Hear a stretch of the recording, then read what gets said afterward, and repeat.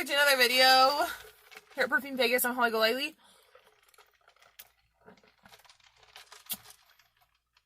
And we're going to be smelling today. As per usual, we've got the jar samples. And we're not going to be too serious. I'm not in the mood for it to be super serious. Let's just get sniffing. I'm covered in perfume already, so my opinions may be a little bit...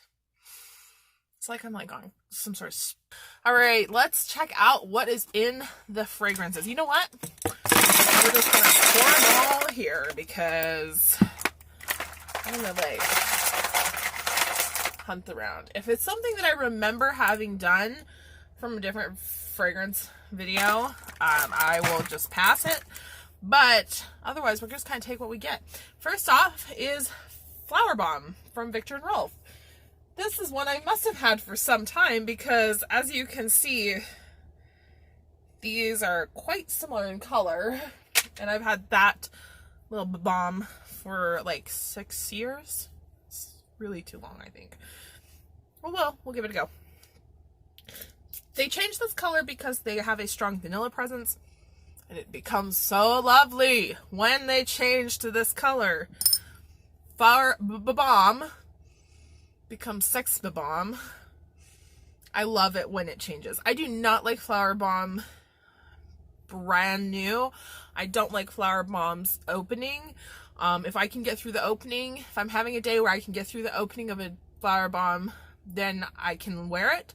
But I find it's just not easy for me to wear.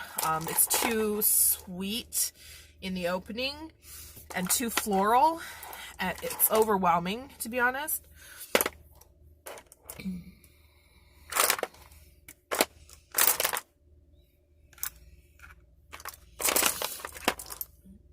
No, shit, that's not it.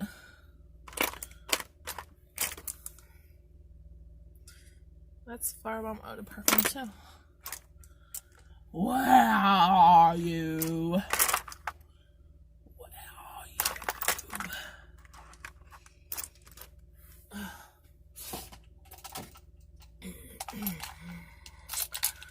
Flowerbomb Nectar is one of my favorite fragrances, though, that I don't own.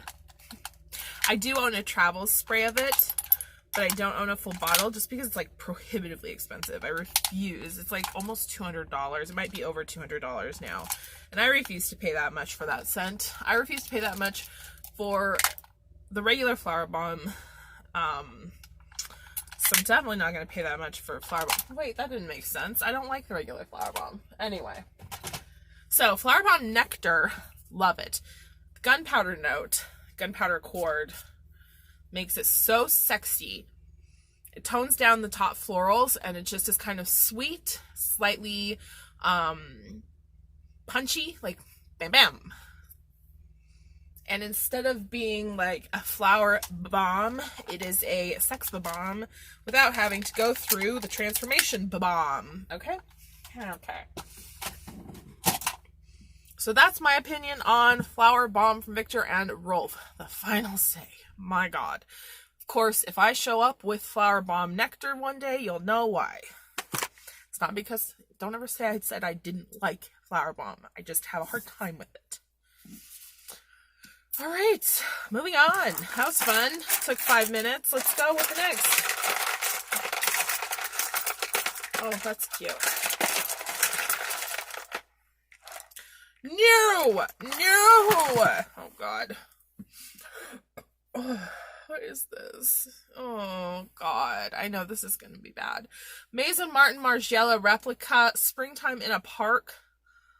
I don't like these fragrances, and it's not their fault. They just don't work with me for some reason. There's usually most fragrance houses, or sometimes just a nose in general, will use a similar kind of DNA for all of their fragrances.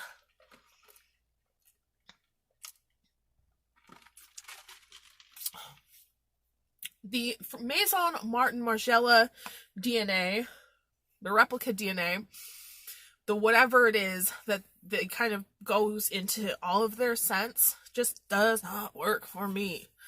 Just doesn't. And this is floral, so I know it's going to be especially bad.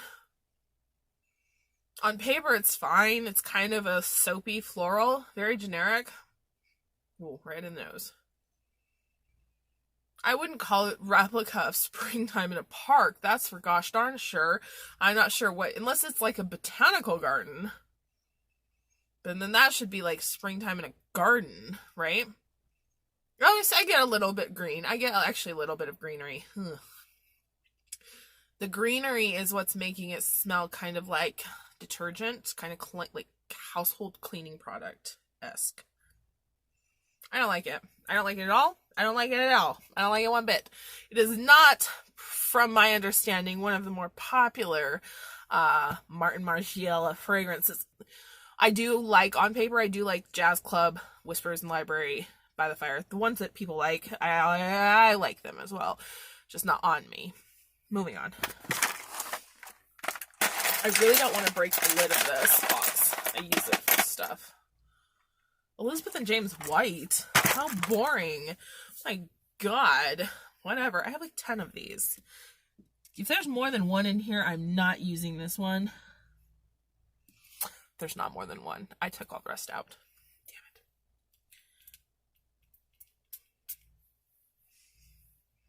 This is fine.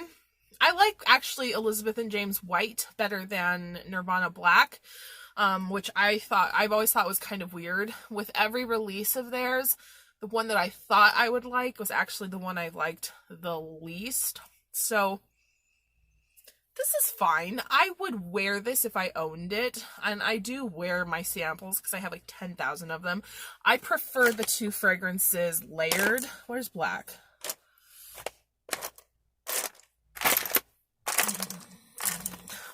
There's a black one over here. I have them just everywhere. I prefer white and black layered than on their own. To me, it just gives it the most unique character. On their own, what the frick? Okay, there it is.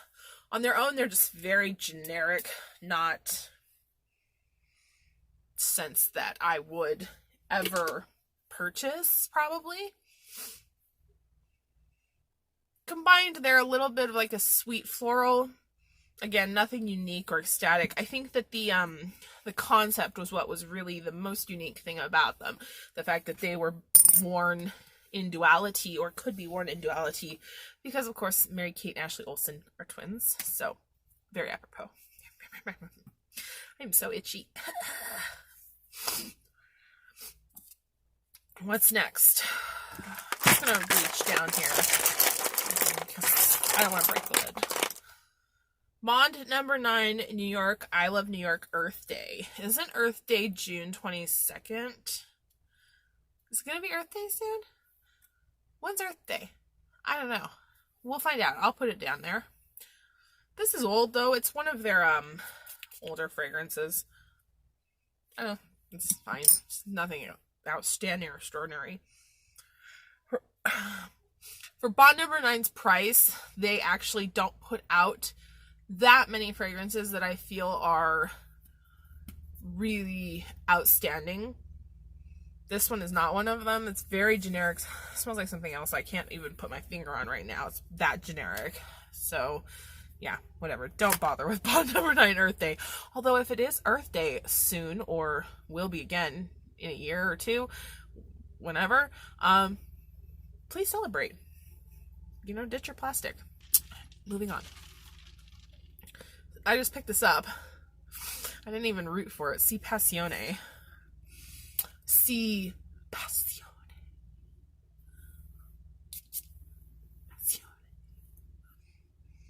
I prefer this one to Fiore of the flankers, but I prefer the original over all of them, to be honest. Let's do something interesting, something that I really don't know what I'm getting into. I've seen this one sitting in this box here, and I've been wanting to pick it up. This is Viva Juicy from Juicy Couture. Apparently, is just the original Viva La Juicy. I don't know, let's give it a go. I'm not really a huge fan of the Juicy Couture scents, but that has less to do with the way they smell and more to do with the way they perform. I just don't think they're great. They perform like a celebrity fragrance to me. This smells like a celebrity fragrance too. Kind of a little bit of berry, red berry, white floral. Like, cupboards, of course, are getting all the perfume. There's red berry and floral here. A little patchouli, perhaps. Not, special. It's not special. Sorry. What else? I was doing it all random, and then I got mad at the scents that I chose randomly, so now I'm selecting them by hand. I never do Jo Malone's. Or Dolce&Gabbana Parfum. I don't even know what this looks like in its bottle. Is it the, like, burgundy color bottle? I have a mini of it. I looked over there like it was gonna be there. It's not there. I have a mini of this, I think. I'm not sure. Dolce&Gabbana Parfum Eau de Parfum. My knee is covered in fragrance, too. I'm pantsless, by the way, so don't worry about my clothes. They're not going to be damaged. This is okay. This smells a lot like one that I just did, though. Was it Nirvana White, I think? I've noticed that Dolce & Gabbana fragrances are kind of, like, escalating the, they're kind of escalating the ladder. They're getting closer to Versace in my, like, least liked fragrance house lineup for designers. This is just average. I've not really smelled anything special or unique from Versace. I've not really smelled anything special or unique from Gucci in some time, and even then, I mean, uniqueness, you can't, I don't think that it was really that unique. It was just something enjoyable, and these fragrances that they've been putting out are not really enjoyable, not in my opinion, but that is, of course, just my opinion. Let's do Bulgari Omnia Coral, because I don't know what this smells like.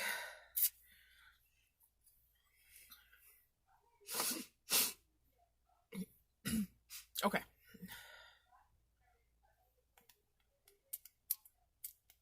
Oh, geez Louise. Just got that everywhere. So I'm just gonna let this air out for a hot second. You know, I tried YSL Mon Paris Eau de Parfum versus Eau de Toilette. I have them both here. They smell exactly like the Eau de Toilette's quite a bit lighter. It's lighter than the Eau de Parfum, but otherwise I feel like they smell exactly the same. So I only have one sample of Eau de Toilette. I've used it several times trying to figure out if there's a difference. This is not pleasant, actually. This smells terrible. Put it bluntly. This smells awful, and because it smells awful, it's likely that it's like one of the most long-lasting Bulgari fragrances ever in your life. If you have Bulgari Omnia Coral and you like it, I'm not saying that you have chosen a bad fragrance, because I feel like it's got good notes, but just to me, they don't work well together. So I wouldn't get that one. I don't know how many of these different Omnias are still on the market. I know Omnia Crystalline is, but that's the only one I know for sure. Anyway, what is our last one? Bulgari Omnia Crystalline. No, thanks. We'll pass. I have two Crystalline Eau de Parfum samples, and I own the fragrance. I don't know what's going on there, but we're gonna pass. Dahlia Divin by Givenchy. I actually just tried this the other night. I was like testing out some different fragrances. This one, I had a mini bottle of it that I sold because I don't wear it. And I didn't wear it. But I don't dislike Givenchy fragrances. I'm not going to spray that one. I'm just talking about it. Let's do Jo Malone Red Roses because I just picked it up and I said I'd do a Jo Malone.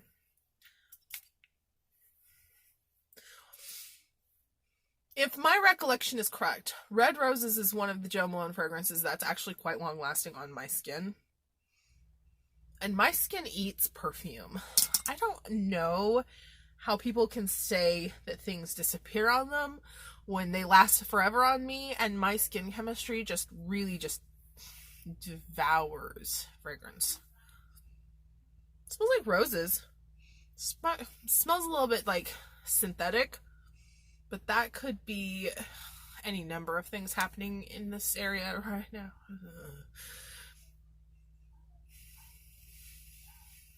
I don't love the kind of fresh cut rose. What? I don't love the kind of fresh cut rose scent. Oh my god! I just sprayed myself in the face with that. Good lord. Get your shit together, girl! I don't love this. No, it smells like plastic! No. So I was done, but yeah, okay, I gotta be done. I gotta wash this off of me. So that was Playing with Perfumes with Holly Golightly at Perfume in Vegas. I hope you enjoyed. I hope to see you on the next one. Leave me a like or comment down below if you would like to chime in on this discussion, add your 2 cents about any of these fragrances, or let me know if I should or should never do a video like this again. Thank you so much for your opinion, and I will see you on the next one. Bye.